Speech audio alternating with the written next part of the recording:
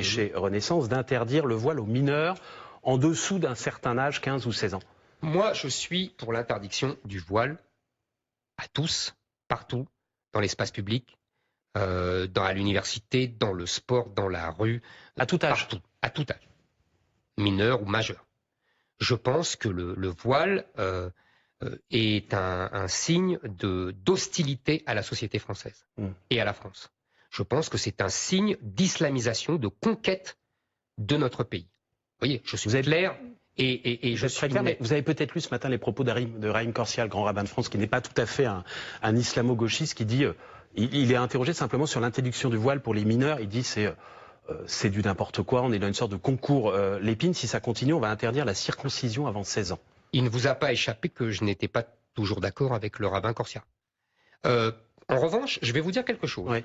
J'ai vu dans une autre proposition du groupe sénatorial l'interdiction de faire le ramadan pour les enfants. Exactement. Eh bien là, vous voyez, je ne suis en désaccord total. Moi, je suis pour la liberté religieuse. Donc le voile, on l'interdit partout à tout âge, mais le ramadan dans l'espace public. Chez elles, elles peuvent mettre le voile.